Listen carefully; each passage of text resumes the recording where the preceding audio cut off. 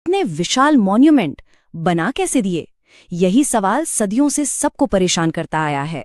सिर्फ great pyramid की ही बात करें तो उसमें अंदाजा लगाइए लगभग 23 लाख पत्थर के अलग अलग ब्लॉक्स लगे हैं। 23 लाख। और इनमें से कुछ ब्लॉक्स तो इतने भारी थे, उनका वजन 80 टन तक था, यानी कि 80,000 किलोग्राम। एक बार इस नंबर को इमेजिन करके देखिए। और इसकी ऊंचाई अपने टाइम में ये 147 मीटर ऊंचा था। सोच सकते हैं, हजारों सालों तक धरती पर इससे ऊंची कोई चीज बनी ही नहीं थी। तो ये सारे नंबर्स मिलकर एक बहुत बड़ी, एक उलझी हुई पहेली बना देते हैं। चलिए, इसकी जो सबसे बड़ी समस्या है उसको आराम से समझते हैं। अब देखिए, मुद्दा ये है, लोकेशन क्या है? सहारा रेगिस्तान। मटीरियल, लाखों टन पत्थर जो मीलों दूर से खोद कर लाए गए।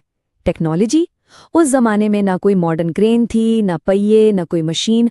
तो फिर सबसे बड़ा सवाल, इन भारी भरकम पत्थरों को वहां तक लाया कैसे गया और फिर उन्हें इतनी ऊंचाई तक चढ़ाया कैसे गया? लेकिन कैसे का जवाब ढूंढने से पहले 1 मिनट रुककर ये सोचना जरूरी है कि क्यों? मतलब इतनी ज्यादा मेहनत, इतना बड़ा काम, आखिर इसके पीछे का मकसद क्या था? देखिए, ये सिर्फ बिल्डिंग्स नहीं थीं, ये थे फ़ैरो यानी राजाओं के लिए बनाए गए विशाल मकबरे। ऐसे मकबरे जो उनके हमेशा के आराम की जगह हों और उन्हें अगली दुनिया में ले जाने का दरवाज़ा भी। एक तरह से इन्हें पुनर्जन्म के लिए बनाई गई कॉम्प्लेक्स मशीन्स समझा जाता था। उनका विश्वास बहुत गहरा था। फ़ैरो को तो एक भगवान माना जाता था। उनके लिए मौत एक छोटा सा ब्रेक था, आखिरी मंजिल नहीं। इसलिए जरूरी था कि शरीर को सुरक्षित रखा जाए, जिसे हम ममीफिकेशन कहते हैं, ताकि आत्मा लौट सके। और इसीलिए मकबरों को खजानों और जरूरी सामान से भर दिया जाता था अगले जीवन के लिए। तो अब उस चैलेंज के बारे में सोचिए जो इसको बनाने वालों के सामने था। उसका स्केल, उसका पैमाना इतना बड़ा था कि आज भी सोचकर हैरानी होती है। एक अनुमान के मुताबिक जो सबसे बड़ा पिरामिड है, खुफू का पिरामिड, उसको बनाने में लगभग 20 साल लगे और इसमें काम करने वालों की संख्या करीब 10 से 20 हजार स्किल्ड मजदूर और कारीगर थे। सोचिए, 2 दशक तक लगातार काम चलता रहा। तो सालों तक एक्सपर्ट्स अलग अलग थ्योरीज देते रहे। एक आम थ्योरी थी रैम्प्स की, कि शायद विशाल मिट्टी के रैम्प्स बनाए गए होंगे पत्थरों को ऊपर खींचने के लिए। एक और आइडिया था लुब्रिकेशन का, यानी रेत या मिट्टी को गीला करके फिसलने वाला रास्ता बनाना। कुछ लोगों ने तो सीसॉ जैसे काउंटरवेट सिस्टम की भी कल्पना की। सच तो ये है कि इसको एक्सप्लेन करना इतना मुश्किल था कि कुछ थियरीज तो आसमान तक पहुंच गई। मतलब लोगों ने एलियंस तक का हाथ होने की बात कह दी। लेकिन क्या हो अगर इसका जवाब आसमान में नहीं बल्कि जमीन के नीचे ही कहीं दफन हो?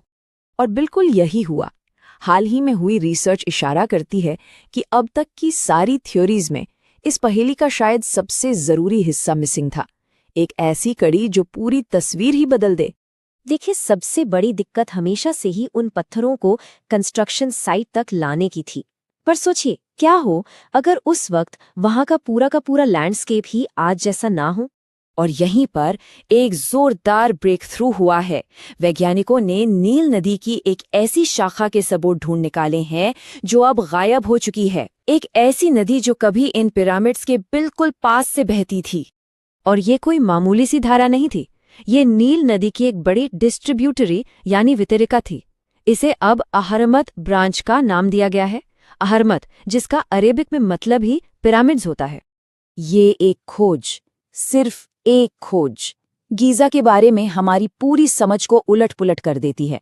जहां 4,500 साल पहले एक बेहद बिजी नदी का बंदरगाह हुआ करता था, जिससे भारी सामान लाना आसान था, आज वहां सिर्फ सूखा रेगिस्तान है। नील नदी अब 50 किलोमीटर से भी ज्यादा दूर चली गई है। तो इस खोई हुई नदी से आखिर मिलता क्या है? सच पूछिए तो ये पहेली के सारे बिखरे हुए टुकड़ों को एक साथ जोड़ देती है। अचानक से सब कुछ साफ हो जाता है। ट्रांसपोर्ट की प्रॉब्लम सॉल्व, पत्थर नावों पर लाद कर सीधे साइट तक लाए जाते थे। पानी की जरूरत, वो भी वहीं मौजूद थी। पिरामिड्स की लोकेशन, अब समझ आता है कि उन्हें नदी के किनारे ही क्यों बनाया गया। यहाँ तक कि पत्थरों को खिसकाने के लिए जो फिसलने वाले रास्ते बनाने की थ्योरी थी, उसके लिए भी पानी तो था ही। इससे ये पूरा कंस्ट्रक्शन चमत्कार नहीं बल्कि एक बहुत ही लॉजिकल प्लान लगने लगता है। सोचिए, इसका जवाब हमेशा से हमारी नजरों के सामने ही था, बस हजारों साल की रेत के नीचे दबा हुआ। ये खोज एक याद दिलाती है कि वक्त के साथ जमीन बदलती है और कई बार